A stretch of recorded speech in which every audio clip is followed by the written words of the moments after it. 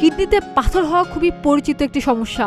আমাদের শরীরে যেসব খনিজ উপাদান বিভিন্নভাবে প্রবেশ করে সেগুলো প্রস্রাবের মাধ্যমে বেরিয়ে যায়।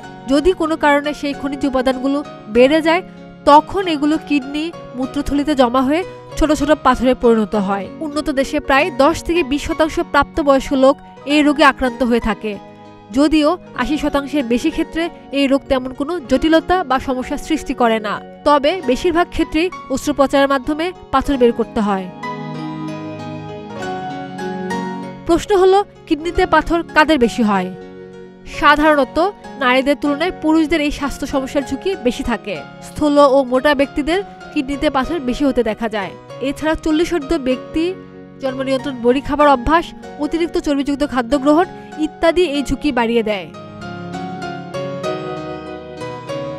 অপর্যাপ্ত পানি পানেও প্রস্রাবে খনিজের পরিমাণ বা ঘনত্ব বেড়ে যায়। বাড়তে বাড়তে একসময় বেশি হয়ে পাথরে পরিণত হয়। এর মধ্যে কিছু কিছু পাথর কিডনিতে জমে সমস্যা সৃষ্টি করে। আবার ক্যালসিয়াম থেকেও পাথর হয়। কোনো কারণে শরীরে ক্যালসিয়ামের মাত্রা বেড়ে গেলে কিডনিতে পাথর হতে পারে। যাদের অক্সালেট সমৃদ্ধ খাবার যেমন বাদাম, চকলেট, পালং শাক, বিট ও চা কফি এগুলো খাওয়ার অভ্যাস আছে তাদেরও কিডনিতে পাথর হওয়ার ঝুঁকি থাকে। পাথর হওয়ার আরেকটি কারণ ইউরিক অ্যাসিড বেড়ে যাওয়া। যারা প্রাণীজ আমিষ বেশি খায় তাদের ইউরিক অ্যাসিডের পরিমাণ বেড়ে যায়, ফলে পাথর তৈরি হয়।